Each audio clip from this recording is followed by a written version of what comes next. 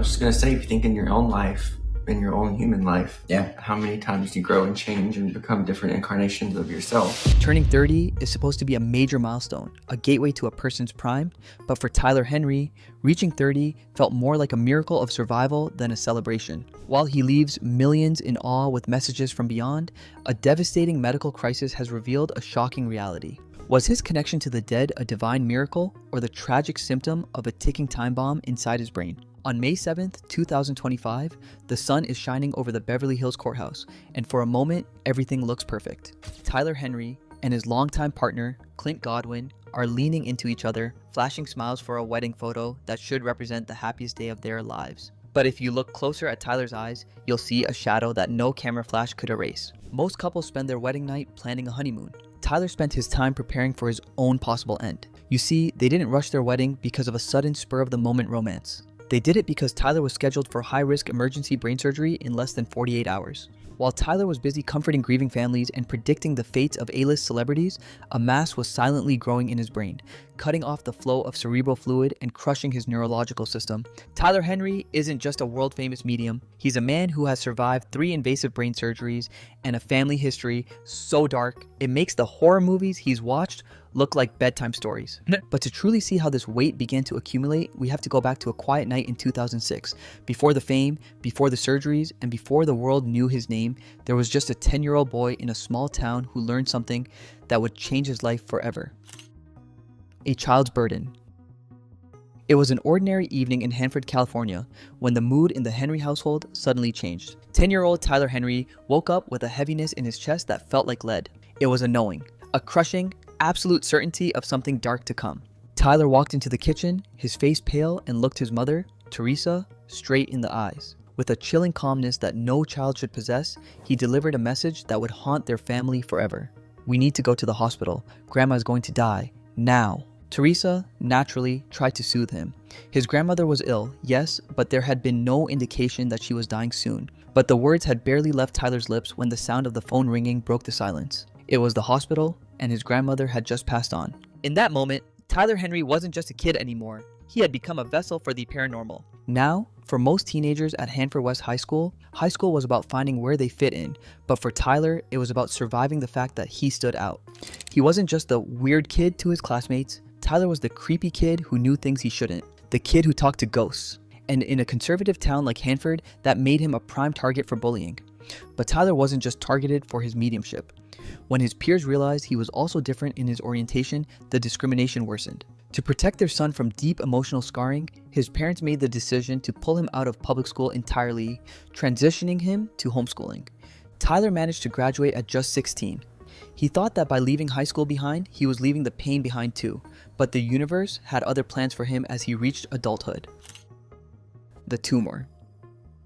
In 2014, when Tyler was 18 years old, he had already beaten the odds, escaping the toxic public school system and graduating 2 years early. He was ready to face the world with his gift, but just as he was preparing to launch his career, the feelings in his head changed. It wasn't his psychic abilities anymore, it was a physical, throbbing pressure that felt like his skull was being crushed from the inside out. The diagnosis was heartbreaking. Congenital brain cyst. Tyler's brain was literally struggling to function as fluid began to leak and build up pressure in areas responsible for his very survival. He went under the knife for the first time, not knowing if the surgery would affect his gift. He survived, of course, but even a life-threatening surgery couldn't slow down the momentum of his calling. In fact, the closer he came to death, the more the people wanted a piece of him. And soon, he wasn't just doing readings for neighbors in Hanford. He was about to face the most famous family on the planet. When Tyler walked into Khloe Kardashian's home, the stakes couldn't have been higher. This wasn't just a reading, it was an audition for the world stage. As he scribbled on his notepad, he began mentioning specific private details regarding her father, Robert Kardashian, that simply weren't public knowledge, and it left Khloe visibly shaken. Within weeks, the waiting list for a private reading with Tyler was over 150,000 people. If he did one reading every single day, it would take him over 400 years to finish that list. He had become a celebrity in his own right. But as Tyler was at the absolute pinnacle of fame, untangling the secrets of the world's most powerful families, he was completely blind to the secrets in his own house, which was built on a foundation of lies that was about to crumble. The broken family tree. It all began in 2021 with the Netflix series Life After Death. It was supposed to be a chance for Tyler to help his mother, Teresa, find closure about her difficult childhood. To settle some long-standing family rumors, they decided to take a simple DNA test, and when the results came out, the room went silent. Teresa had zero biological connection to the woman who raised her, the woman Tyler had loved and called Grandma Stella for 25 years. As the investigators dug deeper into the 1970s archives, the question of Grandma Stella's true identity turned from a family secret into a full-blown true crime mystery because Stella Nestle was a woman with a body count. To Tyler, she was a sweet, elderly woman, but in the eyes of the California Department of Corrections, she was Stella Maria Nestle, a cold-blooded killer. The year was 1978. While the rest of the world was disco dancing, Stella was checking into the Fowler Motel with a deadly plan. According to court records and investigative reports, Stella didn't just rob the place. She executed the motel owner and a staff member in cold blood. But Stella didn't just flee. She allegedly forced her own biological son to help her dispose of the bodies, making him an accomplice before the law finally caught up with her. She was sentenced to prison for double murder, but by the time she entered Tyler's life, she had successfully reinvented herself, hiding her true self behind a mask of grandmotherly affection. Tyler spent 25 years hugging a woman who had committed atrocities that would make most people's skin crawl. Skeptics argue that if you can't sense a killer sitting across from you at Thanksgiving, you might just be reading the room and not be a true psychic. But for Tyler, the revelation was a devastating blow to his heart because the victim of Stella's greatest crime wasn't the motel owner, it was his mother. It's one thing to find out your mother is a criminal, it's another to realize she wasn't even really your mother. As the investigation into Stella Nestle reached its peak, the truth that emerged was more chilling than any of Tyler's readings. Not only was Stella not Teresa's mother, but she had also stolen her. Back in the 1970s, Stella allegedly walked into a hospital and snatched a newborn baby from her real family. She used a web of forged documents and a false identity to disappear into the California suburbs, raising Teresa as her own, while the biological family likely spent decades wondering what happened to their little girl. Teresa's world shattered into a million pieces, and right there in the middle of the mess was Tyler. The most heartbreaking part of this was that while Tyler was trying to be his mother's support system, his own body was failing him again. He was fighting to stay present for her while the pressure in his skull was back, and it was getting worse. But as the dust settled on the news about Stella, a new, more cynical conversation began to pop up online. People were becoming suspicious of Tyler. Tyler Henry has built a multi-million-dollar empire on the premise that he can access the supernatural. Yet, for over 2 decades, he shared a dinner table with a woman who had stolen his mother and ended the lives of 2 innocent people. In his defense, Tyler has explained in several interviews that his abilities don't work like a Google search. He describes his gift as tuning into static, and when it comes to those he loves most, that static becomes a deafening roar of emotion. He claims his own love for Stella acted like a blindfold. In his mind, he wasn't a medium around her, he was just a grandson, but people aren't buying it. Skeptics and professional debunkers claim the revelation was proof of him being a fraud. They argue that Tyler's gift is actually a masterful display of cold reading, a talent for picking up on subtle cues from strangers, and that it simply doesn't work on people he already knows. But while the world debated his integrity, Tyler was busy trying to build a future with the one person who never doubted him. Meeting Clint Godwin. Tyler met Clint Godwin back in 2017 when he was giving a reading to Clint's mother. During that session, Tyler saw Clint's late grandfather, who apparently had a very specific message. He wanted Tyler to meet his grandson, and for nearly a decade since then, Clint has been the quiet force behind the medium.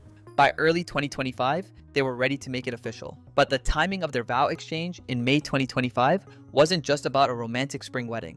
Tyler knew there was a very real possibility he wouldn't survive his next operation, or that he might wake up without his memory or his speech. He needed Clint to be his legal next of kin, the person who could make life or death decisions while he was under the knife. To understand why this surgery was so much more terrifying than the first, we have to look at the science of what was happening inside Tyler's skull.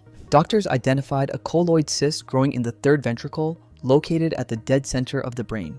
It blocks the flow of cerebrospinal fluid, causing it to back up and put immense pressure on the brain tissue. In medicine, this leads to a condition called obstructive hydrocephalus. The doors to the operating room swung shut, and for several grueling hours, Tyler's life was in the balance. When he finally emerged, the surgery was hailed as a success. The aggressive colloid tumor had been neutralized. But even the best surgeons in Los Angeles couldn't have prepared Tyler for what happened after the surgery. You see, a successful surgery doesn't mean a painless one. The surgery had left him physically shattered.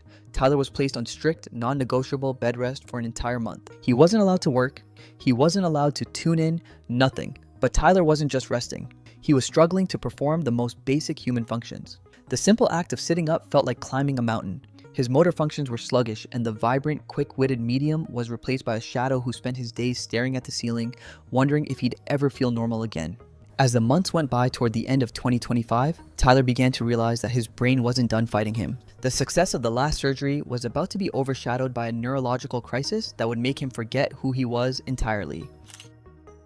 The third surgery. By November 2025, just 6 short months after his wedding and recovery, the swelling returned. It started with a familiar throb, a heaviness behind the eyes that Tyler knew too well, but this time it was more aggressive. Routine scans revealed news no one was prepared for. The swelling was back, and new cysts were colonizing the sensitive tissue of his brain. Tyler was forced back into the operating room for his third major brain surgery in less than a year. When Tyler emerged from this third operation, he didn't just wake up to a long recovery, he woke up to a reality where the past had been erased. For 2 agonizing weeks, the Hollywood medium suffered from what his inner circle described as a goldfish memory. His short-term memory was so bad that his brain essentially reset every few minutes. Tyler also lost the ability to recognize his loved ones. Clint would sit by his bed, holding his hand, only for Tyler to look at him with the vacant, polite stare of a stranger. He was trapped in a loop of confusion, waking up every few minutes to the terrifying realization that he was in a hospital, only to forget it again moments later. But as his memory slowly began to improve, a new, even more terrifying hurdle emerged. He knew who people were, but he had lost the one tool he needed to tell them, because after the third surgery, Tyler Henry found himself suffering from aphasia. Aphasia is a devastating language disorder that happens when the brain's communication centers are damaged. For Tyler, it meant that while his mind was screaming with thoughts, his mouth simply refused to cooperate. But as Tyler fought to regain his speech, the medical community began to look at his gift through a much colder, more clinical lens. They started to wonder if the voices he heard weren't coming from the spirit world at all, but from the very tumors that were trying to kill him.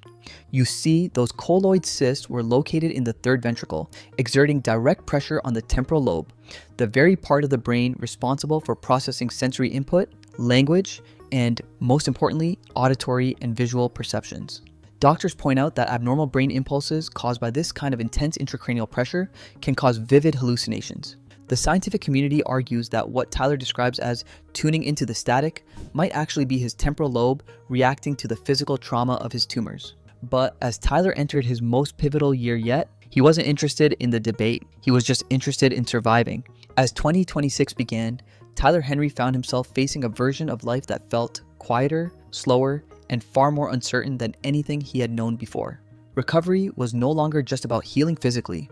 It became a daily battle to reclaim pieces of himself that once came effortlessly. Simple conversations required immense concentration. Words had to be searched for, assembled, and spoken with deliberate effort, turning even brief interactions into exhausting tasks. Speech therapy became part of his routine, alongside neurological evaluations and constant monitoring. Progress came in fragments. One clear sentence, one remembered name, one uninterrupted train of thought. Each small victory carried enormous weight. Yet, there were setbacks too. Moments where frustration overwhelmed him, when the gap between who he was and who he had become felt impossibly wide. Clint remained a constant presence through it all, offering stability in a world that no longer felt predictable. Their relationship, once tested by memory loss, evolved into something deeper, built not just on recognition, but on patience, trust, and unwavering support. Meanwhile, the outside world continued to speculate. Was Tyler's ability ever supernatural?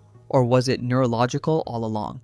The question lingered, but it began to matter less with each passing day. Because for Tyler, survival reshaped everything. The urgency of proving anything to skeptics or believers faded. What remained was something far more human. The determination to heal, to reconnect, and to find meaning not in what he once claimed to see, but in the life he was still fighting to live. Entering the 30s.